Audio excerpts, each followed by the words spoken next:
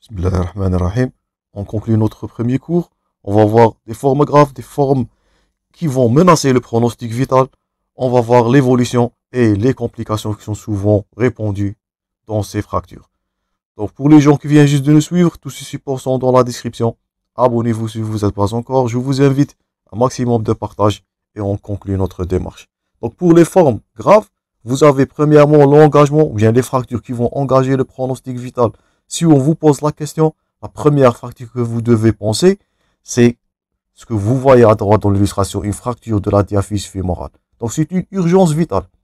Si on vous pose la question, parmi les urgences vitales, premièrement, vous avez un poly traumatisé, on a un cours sur ça, et vous avez deuxièmement la fracture du diaphyse fémoral ou bien du diaphyse de la fémur en association avec l'hématome extradural que vous avez vu l'année passée dans la neurologie. Donc ça, ce sont trois fractures ou bien trois majeures situations engendrant le pronostic vital. Fracture du fémur veut dire lésion de l'artère fémorale, veut dire la mort dans quelques instants, voire quelques secondes.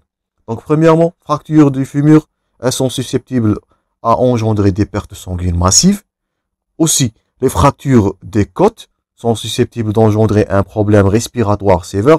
Vous avez vu précédemment, donc dans la pneumologie, la notion du pneumothorax ou de l'hémopneumothorax. Pour les gens qui ne sont pas vus ce dernier, vous pouvez consulter la série de vidéos concernant la pneumologie. On a un cours bien détaillé sur le pneumothorax. Donc soit premièrement, lésion de l'artère fémorale, c'est mortel.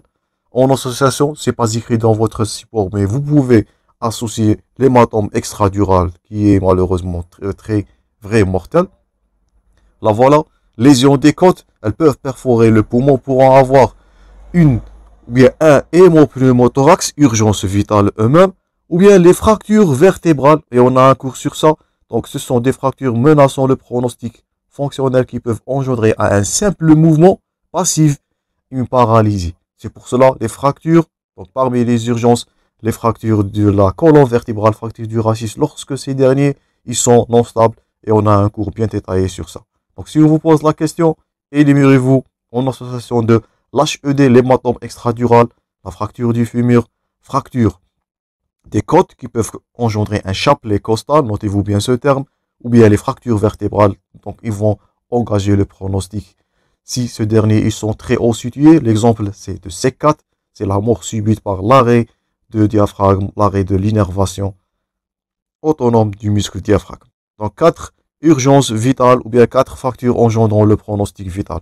En association à d'autres fractures qui ont un très mauvais pronostic, qui sont, on avait dit ça précédemment, donc voilà, une fracture vertébrale. Donc ça peut engendrer comme complication un tassement vertébral, compression nerveuse, voire paralysée à un simple mouvement secondaire de cette fracture. Voilà, les fractures ouvertes, donc aussi sont de mauvais pronostics. Les fractures ouvertes sont des fractures où l'os est brisé et il fait effraction, ou bien il va effracter à travers de la peau, ou encore une plaie au regard d'un foyer de fracture qui fait communiquer l'os blessé avec du milieu contaminant extérieur. Le risque là, vous pouvez dire que le risque septique là est le majeur risque impliqué. Ça peut aller jusqu'au ostite, ostéonécrose, voire vous n'avez rien que faire une amputation malheureusement devant ces cas. Donc, craindre l'infection de l'os, les fractures ouvertes, elles nécessitent une prise en charge médicale qui est urgente. Donc, si on vous cite les urgences, les 4 premiers en association avec les fractures ouvertes, et n'oubliez pas la fracture bimalléolaire qui est une urgence orthopédique, et ces 4-là sont des urgences qui sont dites chirurgicales. Nous allons revoir ça dans le cours de polytraumatisé. Les complications maintenant, malheureusement, ils sont très fréquentes. Donc, vous pouvez avoir des complications générales. Un choc traumatique. S'il s'agit d'une lésion de l'artère fémorale, donc il s'agit d'un état de choc, ce que vous avez vu 3e année en physiopathologie, qui sont liés à la violence de traumatisme, à la douleur, au nombre important des lésions associées. Un polytraumatisé, notez-vous bien la définition de ce dernier. On dit qu'il s'agit d'un polytraumatisé lorsque ce dernier il subit au moins, je vous invite à noter cette définition, au moins 2 fractures. L'une de ces derniers, une parmi ces derniers va menacer le pronostic vital. Donc, on dit que c'est un polytraumatisé. Les fractures multiples, les traumatismes viscéraux, la défaillance multiviscérale, la défaillance ou bien les fractures thoraciques, abdominaux et crâniens, comme on avait dit, l'hématome extradural. Donc c'est un cauchemar neurologique qui peut menacer le pronostic vital. Donc ça c'est pour les complications générales. Donc état de choc, polytraumatisé, défaillance multiviscérale, voire un choc bien atteinte crânienne et mort cérébrale. Les complications locales, donc c'est les lésions de revêtement cutané dans les fractures ouvertes, donc qui portent le risque septique majeur. Leur gravité dépend du mécanisme de l'ouverture, la nécrose cutanée, et on a une classification sur ça. On va voir ça dans la lésion de la tibia. On a un cours sur ça pour le membre inférieur qui vont apparaître secondanément. Là, vous voyez dans votre support une nécrose cutanée. Et là, vous êtes en train de noter une stabilisation par un fixateur et couverture par un lambeau. Ça, c'est la conduite. Donc, toujours, lorsque vous avez une fracture ouverte, notez ça aussi dès maintenant. C'est une indication à un fixateur externe. Et le cas là, lorsqu'il s'agit d'une perte cutanée, vous allez associer un lambeau ou bien couverture de ce foyer pour éviter le risque septique. Voilà les fractures ouvertes, souvent fréquentes au niveau de la tibia, mais aussi vous pouvez être en face d'une fracture ouverte au niveau du poignet ou du membre supérieur. On passe maintenant à notre titre, les complications vasculaires majeures. Donc, ils sont propres de certaines localisations. Lorsque vous avez, donc ça c'est votre réflexion, lorsque vous avez un patient qui a un traumatisme ou bien fracture du genou, ça va menacer quelle artère? Si vous vous souvenez de votre anatomie, c'est l'artère poplitée qui va être menacée dans ce cas. Donc traumatisme du genou, lésion vasculaire associée, c'est l'artère poplitée. Ensuite, lorsqu'il s'agit par exemple d'une fracture au niveau du coude, ça va menacer le trépied huméral. Lorsqu'on dira trépied huméral, c'est l'artère brachiale, artère radiale et artère ulnaire. On appelle ça le trépied huméral. Et dans votre conduite à tenir devant fracture du genou ou bien fracture du coude, dans votre conduite, vous allez voir ça. Il s'agit d'une palpation du pouls distal qui va être faite de façon systématique. Toujours, lorsqu'il s'agit d'une fracture au niveau d'une articulation dans un segment, parmi votre conduite, c'est la palpation du pouls distal. Lorsqu'il s'agit de la perte de ce pouls, malheureusement, il s'agit d'une lésion artérielle, risque de nécrose, voire amputation malheureusement du membre. Donc lésion de l'un de ces artères veut dire engagement du pronostic fonctionnel du membre intéressé. Pas seulement des complications vasculaires, vous pouvez être en face des complications nerveuses. Nous allons voir ça surtout dans la lésion ou bien fracture de la diaphyse humérale. On a un cours sur ça.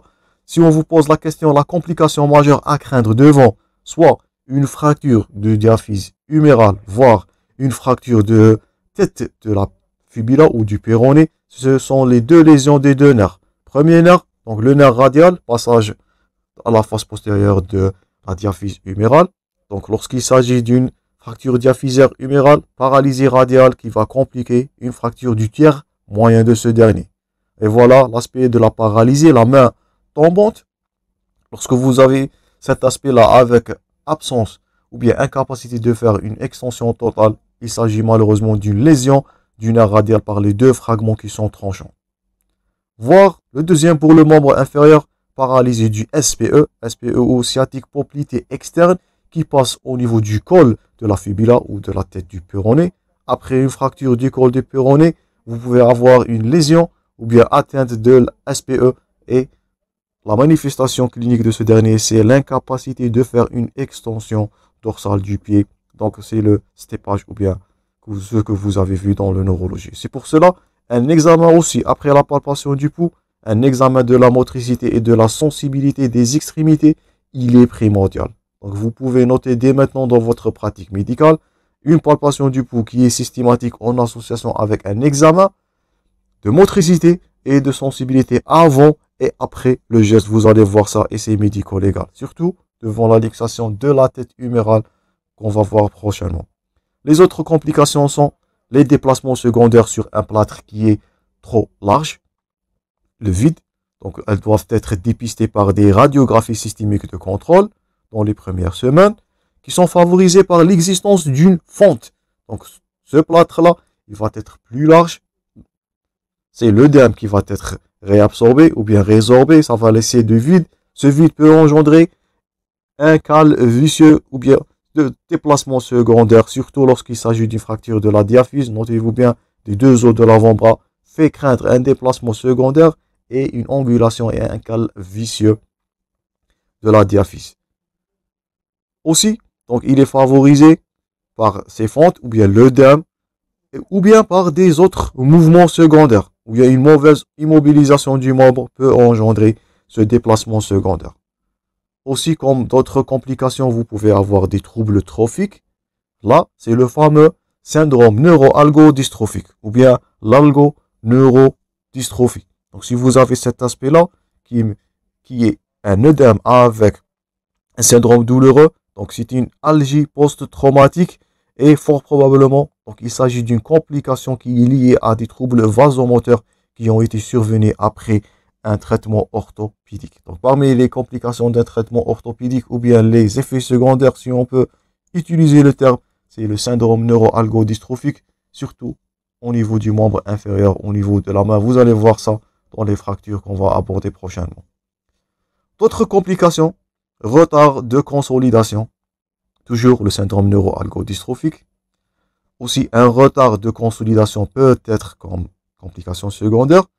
Donc, c'est une consolidation tarde qui se produit par rapport au délai classique. Vous allez voir que chacun des os, il a un délai de 3, 4 jusqu'aux 6 semaines pour faire sa consolidation. Si ces délais sont dépassés, il s'agit d'un retard de consolidation et il s'agit de multiples causes, qualité de l'os, l'âge et aussi la perte de l'hématome rétro ou bien père fracturaire qu'on a déjà cité précédemment.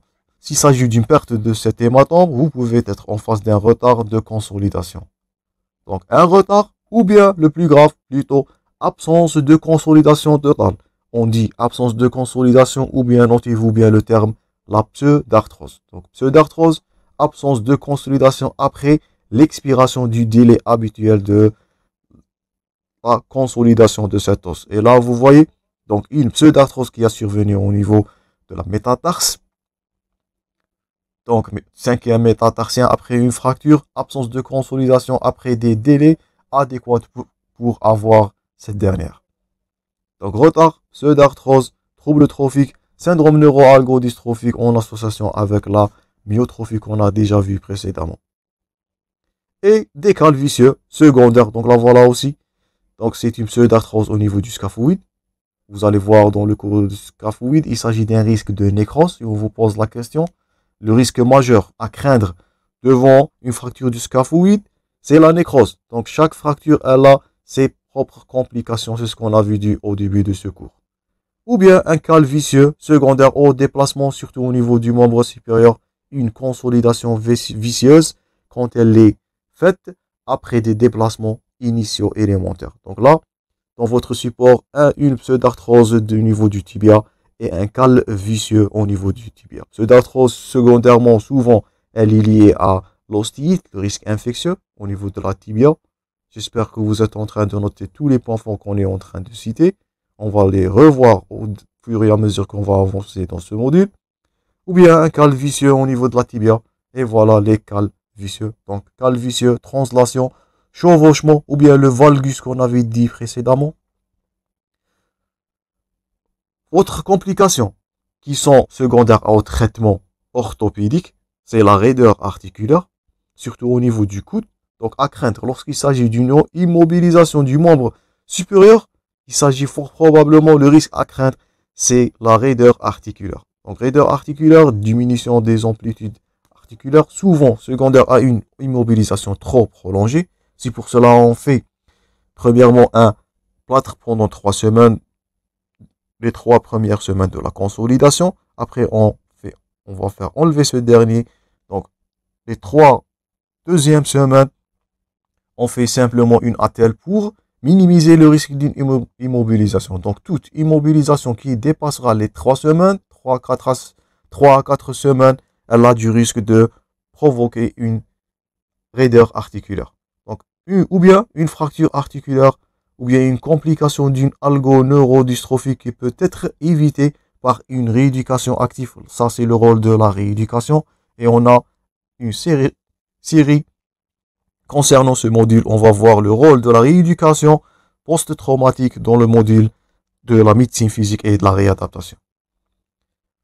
Une autre complication chez l'enfant, donc on avait dit, l'enfant, c'est pas un adulte en miniature, donc il s'agit d'un cartilage de croissance, ici situé au niveau de la métaphyse.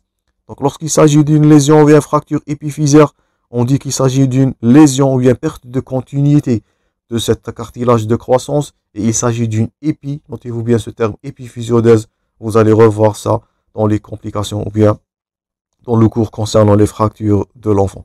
Donc une épiphysiodèse complète, elle va entraîner une inégalité des membres ou bien par arrêt de la croissance. Donc là, c'est une épiphysiodèse, donc lise du cartilage de croissance. Donc là, vous voyez une inégalité du membre lorsque la lise elle est distribuée de façon qui est systématisée, ou bien une angulation. Donc là, voilà. Donc, inégalité des membres, voire une croissance ou bien une angulation du membre. Là, c'est du valgus. On dit que les pieds sont en coxa valga, ou bien un genou qui est valgum, ou bien par contre l'inverse, donc des genoux en varus, ou bien on dit qu'il s'agit des genoux valgum. Ou bien épiphysiodèse partielle, donc elle va entraîner, donc ce que vous voyez à droite dans l'illustration, c'est de l'épiphysiodèse partielle, donc une déviation angulaire freinant une partie de la plaque conjugale alors que la partie opposée, elle poursuit de croiser, de sa croissance. Donc lorsqu'il s'agit d'une lise de la partie interne de cartilage de croissance, c'est la partie externe qui va poursuivre la croissance. Vous allez avoir les pieds en valgum, donc les pieds en haut. Ou bien si c'est le cas là, il s'agit d'une épiphysiodèse au niveau de la partie latérale ou bien externe du cartilage de croissance. C'est la partie interne qui va continuer sa croissance et vous allez avoir les pieds ou bien les genoux valgum, valgus, les pieds en X. Donc, vous êtes en train de noter que les complications, malheureusement, ils sont très fréquentes, ils sont présentes. Donc, c'est pour cela le rôle de la rééducation, vous allez voir, après traumatisme. Le rôle de la verticalisation d'un patient âgé, faites attention à la fracture du col fémoral, et le suivi toujours. Lorsque vous avez un plâtre, le suivi de ce dernier il se fait de façon systémique, et la conduite à tenir dans votre examen clinique, surtout la palpation du pouls. Éviter les complications surtout vasculaires et surtout neurologiques. Donc dernièrement, on a une conclusion. Donc le traitement chirurgical de ces fractures, il est considérablement développé au niveau de la moitié du XXe siècle, heureusement, mais c'est le traitement orthopédique, il conserve cependant de très nombreuses indications. Donc lorsque vous avez un patient, vous allez préférer premièrement toujours le traitement orthopédique pour ne pas perdre, je répète, ne pas perdre l'hématome fracturaire, ne pas tomber dans la pseudarthrose, éviter le risque de faire une intervention à ciel ouvert, le risque infectieux, donc les deux risques majeurs, risque infectieux et la perte de l'hématome périfracturaire qui peut engendrer soit retard de consolidation, voire la pseudarthrose. Mais malheureusement, c'est les raideurs articulaires par immobilisation qui peut survenir, voire les complications secondaires, surtout le syndrome de Volkmann. Faites attention devant un enfant, mais dans certains des cas, lorsque vous avez, on répète, ça c'est quelques points forts à retenir, lorsque vous avez un patient qui a une fracture, patient vieillard qui a une fracture au niveau du col fémoral, donc votre priorité premièrement c'est de verticaliser le patient, on répète ça, une fracture du col fémoral, elle est mortelle dans 95% des cas malheureusement. Vous allez revoir ça lorsqu'on va engendrer le cours fracture du col.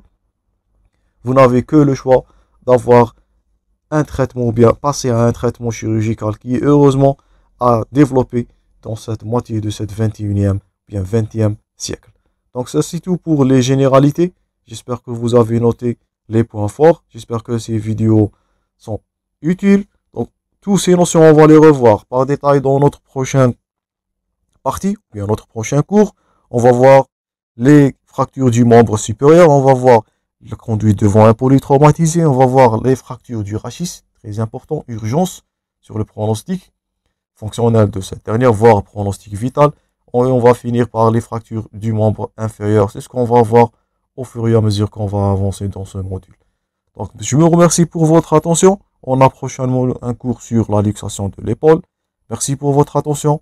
Bon courage toujours dans vos préparations et à la prochaine de ce cours, bien de ce module.